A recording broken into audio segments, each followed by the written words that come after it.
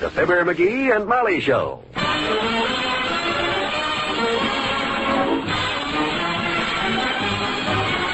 Every weekday at this time, NBC brings you Fibber, McGee, and Molly transcribed. The show is written by Phil Leslie and Ralph Goodman and directed by Max Hutto.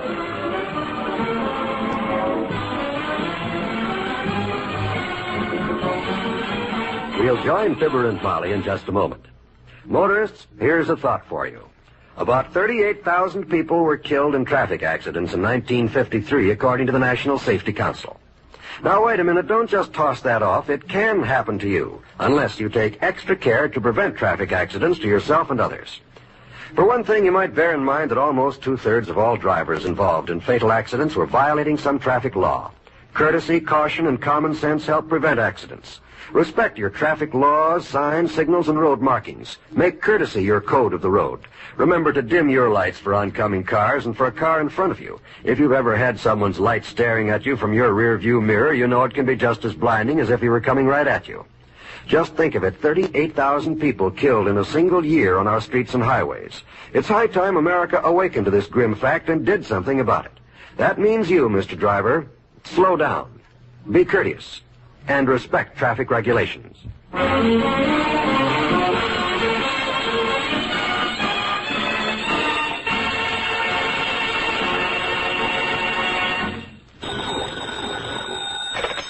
Quilby's Variety Store, Molly McGee, wife of the temporary manager speaking. Oh, hello, Miss Quilby. No, McGee isn't here right now. He went out about 9 o'clock with a toy drum and 2 sticks and said he was going to drum up some business.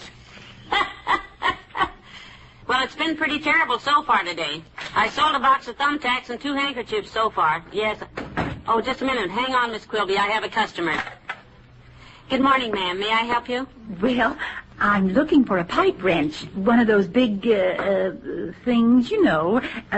Do you have them? Pipe wrench? Let me see. You mean those things like you, wrench pipes with? Yes, I'd like a big one, like the plumbers use. Oh, yes, of course.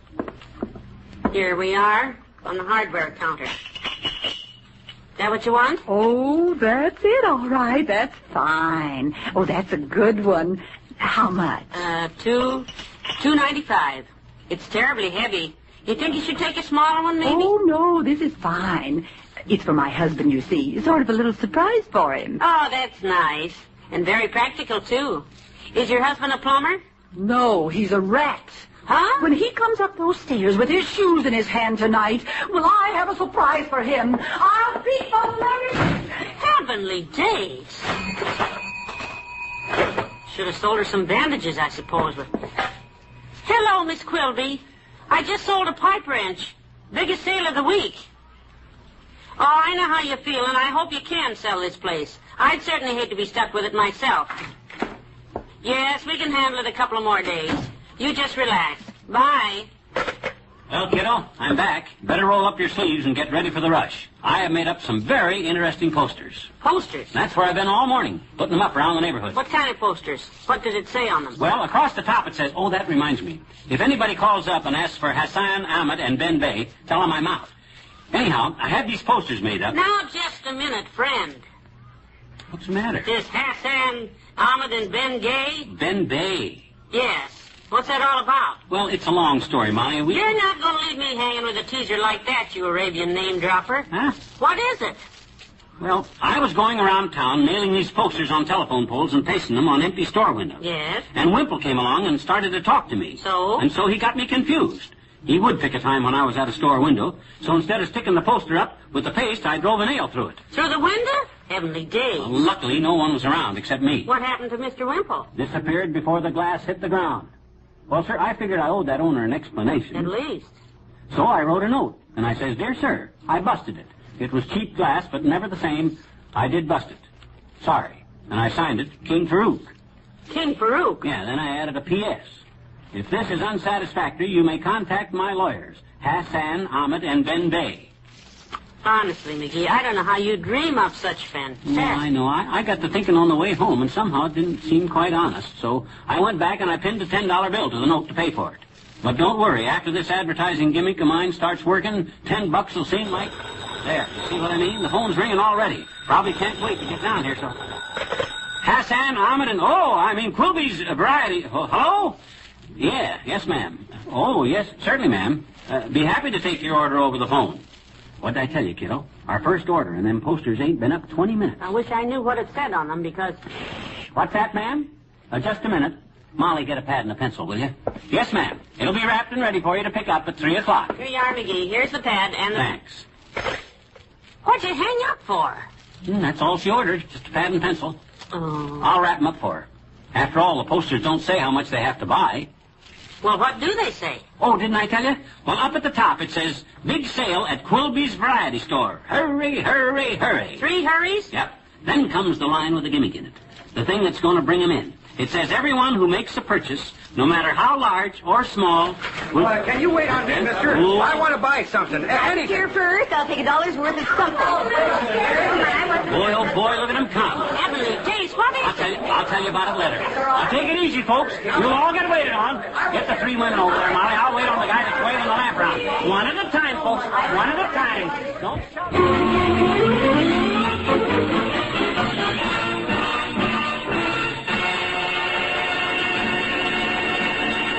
Back to Wistful Vista in a minute. Freedom to worship in the church of his choice is the heritage of every American.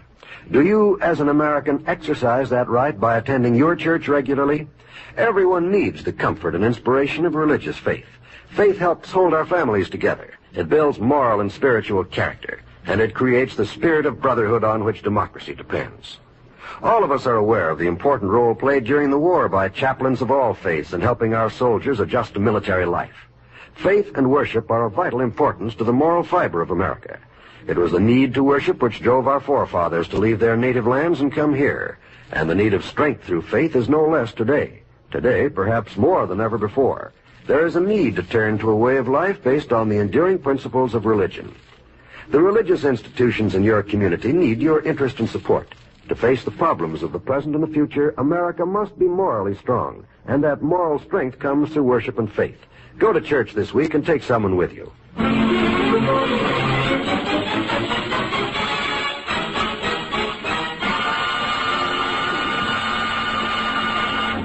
Oh, my goodness, McGee, I've never seen anything like that crowd. If you hadn't locked the door so we could check up, we'd never get out of here to go home. Persistent little devils, weren't they? And you know something? Huh? Most of those customers kept running in and out. They'd buy something, pay for it, get their sales check, and then go buy something else. Oh, sure. The more sales checks they have, the more... There's another one banging on the window. Tell him to go away, will you? I got to add up the receipts before 6 o'clock. Oh, it's Dr. Gamble, McGee. He looks so funny standing at the window with his nose pressed against the glass. Old fatso, eh? I thought it got kind of dark in here all of a sudden. Well, let him in so I can see what I'm doing. Come in, Dr. Gamble. Hi, Molly. What the dickens goes on over here, anyhow? Wallace Whipple told me he walked past here an hour ago and nearly got trampled to death in the crowd. Yep. What crowd, for Pete's sake? I was in here day before yesterday, and the place was dying on its feet. What happened? Well, ask himself here. He was the one who did it. Oh, it's really nothing, Doctor. Just the old McGee know-how. After all, one can make a success of anything if one will only use one head. You mean... you mean one's head. Leave him alone. He knows what he means. Wow, look at all that money. Come on, Bullet Brain, give us the story. Well, it's very simple, kids. All I did was put up some posters around the neighborhood that said, What's that? What's that? Somebody at the window again. Ooh. Oh, dear, there's a crowd gathering out there again. Hey, what time is it? 6 o'clock. Oh, my gosh, is it that late already? Well, let him in. Let him in? We're not open at night now, too, are we? Only for 15 minutes. But why? I haven't time to explain now. I have to get my hat. Your hat? Hey, you better get yours, too, Molly. You know McGee's schemes if this is anything like some of the others. Oh, I don't know what this is all about, but I better let them in before they break the door down.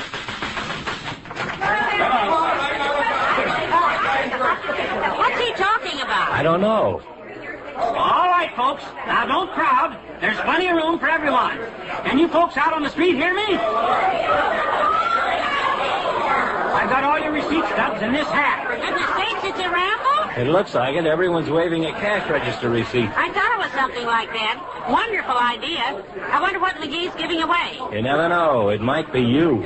Now then, I'm going to ask our good friend, Dr. George Gamble here, to reach in the hat and draw the winning number. Me. Yay, Dr. Gamble! I'll pay my bill if you do. What are you giving away, the Brooklyn Bridge? You'll see in a minute. Draw. All right, here you are.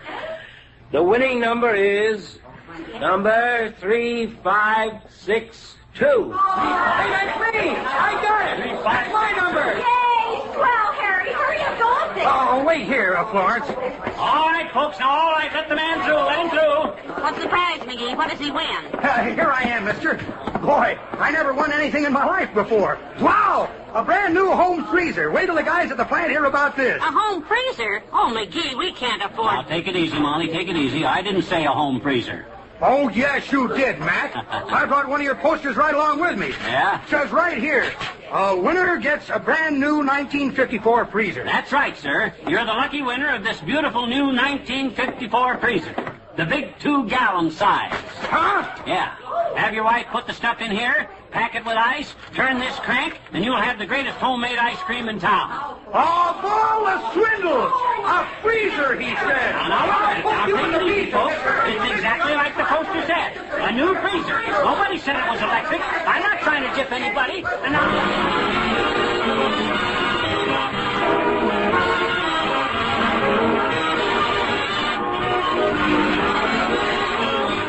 Fibber and Molly will be right back. I'd like to take a moment here to call your attention to the great radio entertainment that awaits you this weekend right here at the NBC spot on your dial. When it comes to downright fine radio listening, you'll find it on the NBC Radio Network this weekend. There's the NBC Symphony Orchestra, Jimmy Stewart as the six-shooter, the NBC Star Playhouse, and dozens of other superb programs. Why not look in your newspaper's radio log for the listing of programs carried by this station over the weekend? You'll find more than enough programs to keep you enjoyably entertained, and all of them at the NBC spot on the dial. Next Monday evening, enjoy the music of the Railroad Hour with your host, Gordon MacRae. Listen to the superb music of the Voice of Firestone and the Telephone Hour.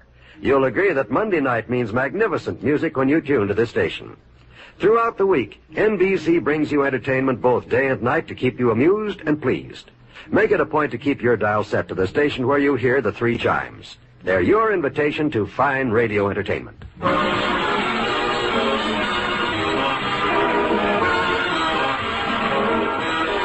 Oh, what a day this has been. boy, if you think business was good today, wait till you see the plans I got for next week. What? Who's that? Come in.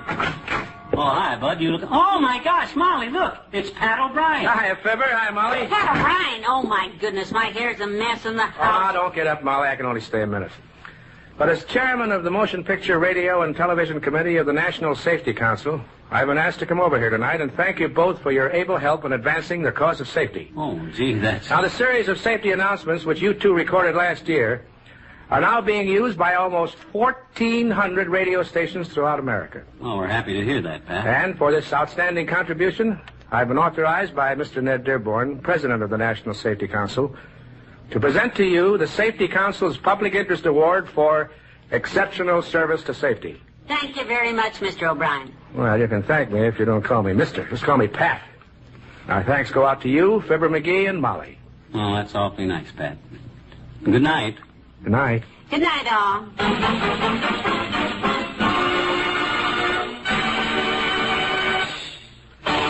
NBC has brought you the Fibber, McGee, and Molly program transcribed, with Bill Thompson as the man, Arthur Q. Bryan as Dr. Gamble, and Elvia Allman as the woman. Others in tonight's cast were Dick Ryan and Natalie Masters. This is John Wald inviting you to be with us again next Monday night when business booms for Fibber, McGee, and Molly.